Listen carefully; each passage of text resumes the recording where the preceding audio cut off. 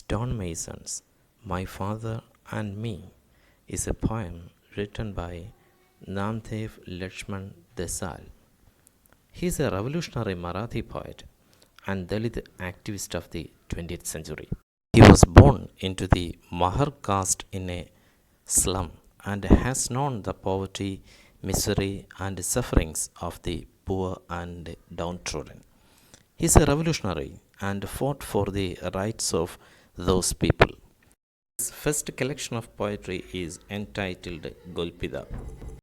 In June 1972, he, along with some activists, founded the Dalit Panthers movement, inspired by the ideas of Dr. B.R. Ambedkar and the Black Panthers of the United States of America. Its prime objective was to resist and terminate the atrocities against Dalits. His writings are addressing the common man's perspective. Thus, for him, poetry was politics. He was led by Ambedkarites and Marxist ideologies. He was also known as the poet of Mumbai. His poetry emerges from the underbelly of the city. He is awarded with Padma Shri in the year 1991. This poem, entitled Stonemasons, My Father and Me, emerged in his first anthology, Golpida, published in the year 1975. We know the poet Namdeo Dhasal is a Dalit activist and writer. He has contributed much to the Dalit literature. The rejection of the past that flows through the heart of Dalit politics and identity also constitutes the Dalit literary and poetic bloodstream. Several examples of such a rejection occur in the poems of Namdeo Dhasal. His rejection of the past is often violent in both poetic and political terms. We can see such characteristics at work in this poem also. In this poem, the poet depicts the art and life reality of stonemasons. The stonemasons in the poem are the Vadari or Vadhera, an untouchable caste originally from the Telugu speaking region bordering Maharashtra on the east. The Vadharis break rocks and stones for a living, often traveling around the country or migrating from region to region in large groups, hiring out their services in the construction industry. They include specialized stonemasons, but the majority of them, including the women, end up spending their lives manually splitting down stone into blocks, gravel, and chips for a variety of engineering and architectural purposes, including use in mortar and paved roads. It is back-breaking, unrewarding, dehumanizing work, often assigned in modern India to convict sentenced to hard labor. The stonemasons work hard and create beauties in stones, but they die in misery. They are oppressed. Stonemasons carve stones into beautiful shapes. They create beauties out of them. They shape this as if they were alive. All their lives they work but die in starvation. They give their life blood to stones, but sufferings in turn. The poet's father was also a stonemason. Though people advised him not to choose his father's occupation, he stood by his father. He smoothed and comforted him after his day's work. He glorifies the work of stonemason. His father met the fate of every stonemason. He died in harness. Countless masons worked and died like him.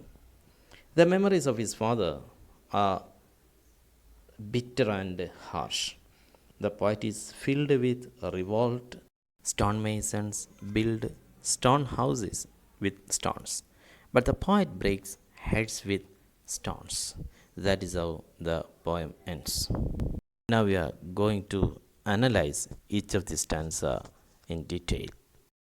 The first line in this poem, stonemasons give stones dreams to dream, is a romanticized, eulogized picture about the stonemasons in our society. അദ്ദേഹം പറയുന്ന രീതിയിലുള്ള കൽപ്പണിക്കാർ കല്ലുകൾക്ക് പോലും സ്വപ്നം കാണാൻ സ്വപ്നം നൽകുന്നവരാണ്. പരുപരുത്ത കല്ലുകളിൽ നിന്നും മനോഹരങ്ങളായ ജീവൻ തുടിക്കുന്ന ശില്പങ്ങൾ കൊത്തിയെടുക്കുന്നവരാണ്. തുടർന്നു വരുന്ന എല്ലാ വരികളും ഈ മനോഹരമായ ധാരണയോട് പ്രതികാരാത്മകമായിട്ട് നിഷേധം നടത്തുകയാണ് ചെയ്യുന്നത്. അദ്ദേഹം പറയുന്നു, I set a match to fireworks, ഞാൻ ആ പടക്കത്തിന് തീ കൊളുത്തുന്നു. Vinu his neighbourhood had once advised him not to follow his father's work. അല്ലേ, അദ്ദേഹത്തോട് പോലും അങ്ങനെ നിർദ്ദേശിച്ചിരുന്നു ആളുകൾ, നീ അച്ഛൻ്റെ വഴിക്ക് പോകരുത് എന്ന്. പക്ഷേ ഞാൻ എൻ്റെ അച്ഛൻ്റെ വഴിക്ക് തന്നെ തിരിക്കുന്നു. കഠിനമായ കല്ലുകളിൽ പണിയെടുത്ത് ക്ഷീണിച്ച അച്ഛൻ്റെ കൈകളെ ശുശ്രൂഷിക്കുന്നത് താനാണെന്ന് അദ്ദേഹം പറഞ്ഞ് ആ സ്റ്റാൻസ അവസാനിപ്പിക്കുന്നു. അടുത്ത സ്റ്റാൻസയും തുടങ്ങുന്നത്, stone masons give stones flowers, I play horns and trumpets. വീണ്ടും സമൂഹം സ്റ്റോൺ മേസൺസിനെ കുറിച്ച് കരുതുന്ന റൊമാൻറ്റിസൈസ്ഡ് സങ്കല്പമാണ് പറയുന്നത്. കല്ലുകളിൽ പൂക്കൾ വിരിയിക്കുന്നവരാണ്. സമൂഹം അതിനെക്കുറിച്ച് വലിയ വായിൽ സംസാരിക്കുന്നു. ആ സങ്കല്പത്തെ നിഷേധിക്കുകയാണ് ഈ സ്റ്റാൻസയിലെ ശേഷം വരുന്ന വരികൾ. വരികളിൽ നാം ചില കാര്യങ്ങൾ കൂടി അധികമായി മനസ്സിലാക്കണം. ഒന്ന്, ബോംബെയിലെ പാസി മതവിഭാഗവും അവരുടെ ആരാധനാ രീതിയും. മറ്റൊന്ന്, അദ്ദേഹത്തിൻ്റെ കവിതകളിൽ കാണുന്ന സ്ത്രീ രൂപങ്ങൾ, അതും നമ്മൾ കൂടുതലായി മനസ്സിലാക്കണം. വില്ലുപോലെ വളഞ്ഞു നിൽക്കുന്ന 4 സ്ത്രീ ശരീരങ്ങൾക്ക് ചാരയായി ആരാധനാ ചുമരിലേക്ക് തിരിഞ്ഞു നിൽക്കുന്ന പാസിയെ ഞാൻ മറികടന്നു എന്ന് അദ്ദേഹം പറയുന്നു. വളരെ വ്യത്യസ്തമായിട്ടുള്ള ഒരു ഇമേജാണ് പിന്നീട് അദ്ദേഹം പറഞ്ഞു തരുന്നത്. ഇതിൻ്റെ ക്രമരാഹിത്യത്തിനിടക്ക് ഞാൻ എൻ്റെ അച്ഛൻ്റെ രക്തം പൊടിഞ്ഞ പൃഷ്ഠഭാഗം കണ്ടു, ബട്ടക് ഇരിക്കുന്ന ഭാഗം കണ്ടു.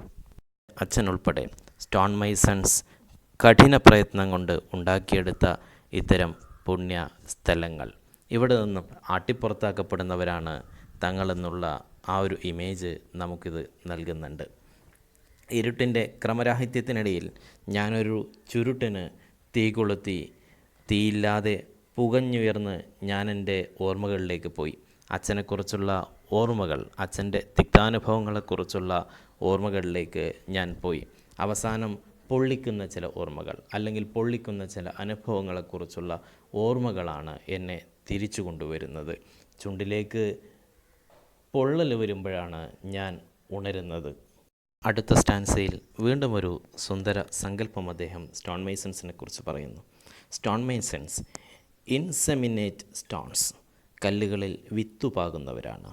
കല്ലുകളിൽ വീണ്ടും വീണ്ടും നാം സങ്കല്പിച്ചെടുത്ത് മനസ്സിലാക്കേണ്ട ശില്പങ്ങൾ മെനയുന്നവരാണ് സ്റ്റോൺ മേസൺസ്. പകലന്തിയോളം അധ്വാനിച്ച് തളർന്ന കുതിരകളെ ഞാൻ എണ്ണുന്നു. ഒരു കുതിരവണ്ടിയിലേക്ക് ഞാൻ സ്വയം രക്ഷയായി കടക്കുന്നു. ഞാൻ എൻ്റെ അച്ഛൻ്റെ മൃതദേഹത്തെ സ്വയം കൈകാര്യം ചെയ്യുന്നു. ഞാൻ തന്നെ ആ മൃതദേഹത്തെ ദഹിപ്പിക്കുന്നു. തങ്ങളുടെ സൃഷ്ടികളെക്കുറിച്ച് സുന്ദര സങ്കല്പങ്ങൾ സമൂഹത്തിനുണ്ടാകുമ്പോഴും ജീവിതത്തിൻ്റെ പരുത്ത യാഥാർത്ഥ്യങ്ങളിൽ ഇങ്ങനെ തൊട്ടുകൂടായ്മ അനുഭവിക്കുന്ന സമൂഹങ്ങൾ അവസാനിക്കുന്നതിൻ്റെ ഒരു ചിത്രമാണ് ഈ തരുന്നത്. അവസാനത്തെ സ്റ്റാൻസ് തുടങ്ങുന്നത്, stone masons mix blood with stones. Stone മേസൺസിൻ്റെ ജീവിതത്തിൻ്റെ ഭാഗമാണ് കല്ലുകൾ കൊണ്ട് അവർ വിരിയിക്കുന്ന സുന്ദര രൂപങ്ങൾ. അതല്ലെങ്കിൽ ആത്മാർത്ഥത കൊണ്ട് ഒന്നിനെയും കവച്ചു വെക്കാൻ പറ്റാത്തവരാണ് ഈ stone masons. In the last line of the poem, the poet vehemently protests against the eulogized or romanticized beliefs about the stonemasons.